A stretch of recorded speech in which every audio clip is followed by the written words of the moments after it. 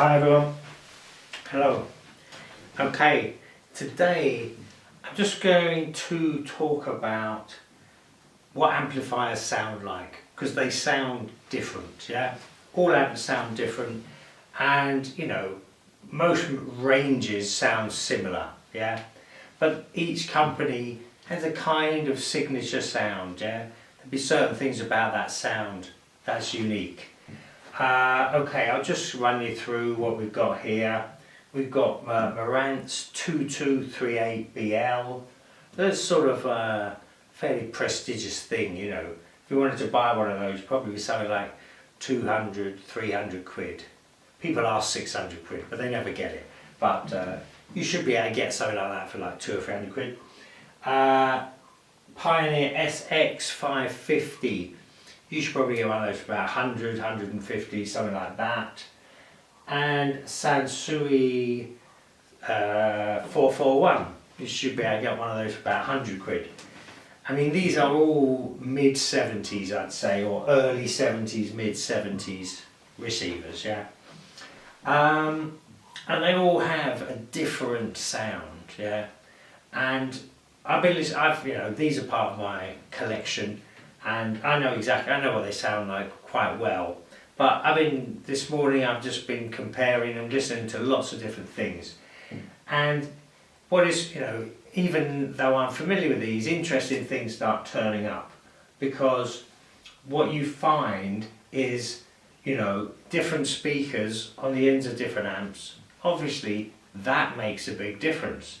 So certain characteristics that this amp has, you can adjust for that with your speakers. You can more or less sort of, there's always a lot of tweaking in the world of hi-fi to get things to sound right, to get things to sound good. You can kind of counteract certain small problems. I'll talk about that a bit more in a minute. I've been listening to this stuff with a variety of music, rock music, female vocals, bit of jazz, just mixing it up. Trying each one round and round with the same song, and then round and round. And that's a good way to really assess things, Same song, same amount of volume, go from one to the other. And I've been playing this stuff on these Rogers LS358, which are, considered highly regarded. They're like about 800 quid second hand, and they make a pretty damn accurate sound. They don't have tons of bass, of course, because they're only small, but they were made as monitors, and most people consider them to be pretty accurate. The other thing I've been playing these through are these Grado Labs headphones, which are new, cost about 160 quid. They're really nice. They're very smooth. These kind of smooth things out quite a lot. So a few things have turned up in that by playing them in different things. Anyway, let me just get to what these amps sound like. I'm going to sum it up very quickly, and then I'll go into a bit more detail. So this Sansui, this is a smooth amp. This is a nice smooth amp. You can listen to this amp all day. It's quite refined, It's not the end of the world in detail, but it's nice and it's smooth. This Marantz is big sounding. It's got real grip in the bass end. It has a slight edginess to it. And this Pioneer, I would say, is a big sound, yeah? So everything's big, but the bass is a little bit soft, and the detail is not super duper. So, even though these vary massively in their prices that you pay for them, I've got the much higher end Sansui ones. The same sound basically occurs, So, it is fair to do this comparison. So what would I say? I've been listening to some female singers, country music, banjos, really nice productions. And what I really discovered was, particularly with the female voice, this Marantz, because it has a tiny bit of edginess in the mid-range, it didn't work good for that sort of Spartan country music with a beautiful female singer. This Marantz was just giving her a little bit of edge, you know? Yeah, it's almost like she's a tiny bit raspy in the voice. The Sansui made her voice sound the best, I would say, you know, really lovely. And to be honest with you, I was more in love with the woman listening on this Sansui than I was on the Marantz. It got me more involved, let's say that. And the Pioneer was okay with those female voices, to be honest with you, so it was pretty okay with that. Then I started doing some like proper, rock, clash, stuff like that.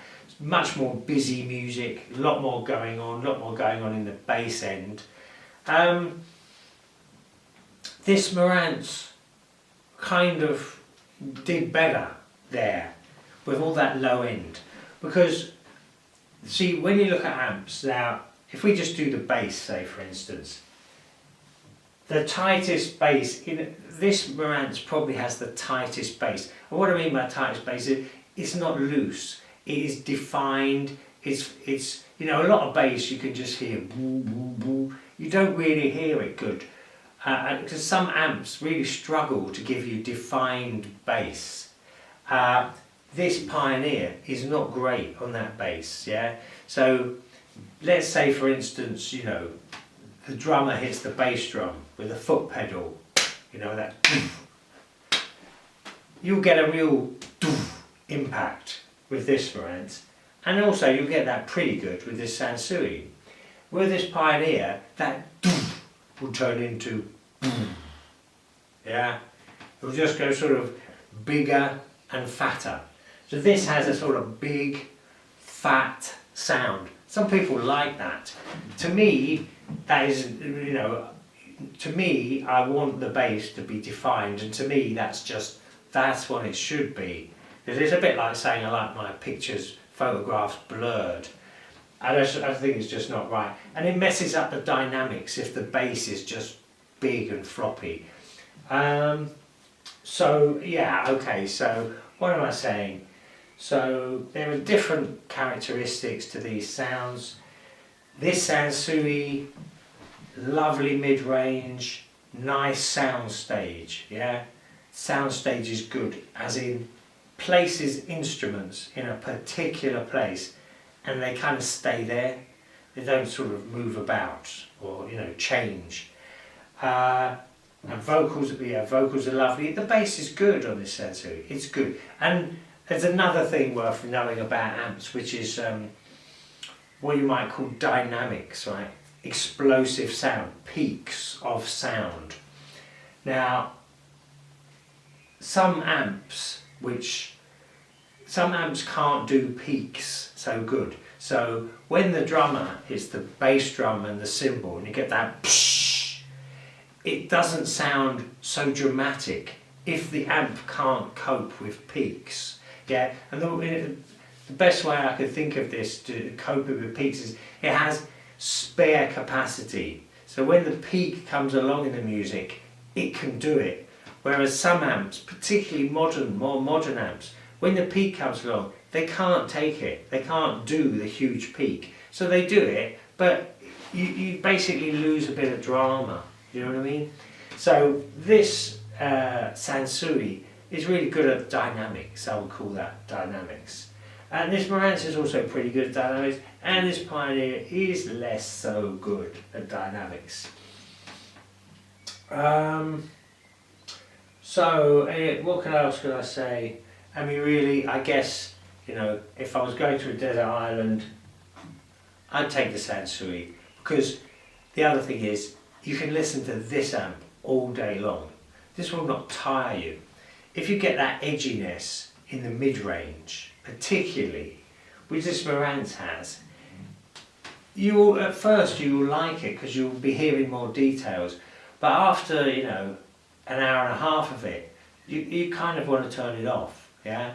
So that's that edginess that makes things get unlistenable may appear very, very small at the beginning, but after a while you just sort of go, oh, I'm getting frustrated or annoyed now, I want to turn this off.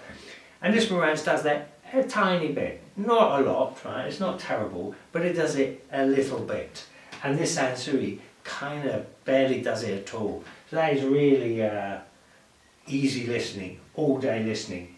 So yeah, that's about it. So if I went to a desert island, I'd take the Sansui, then I'd take the Marantz, and you know, probably put my feet on this Pioneer.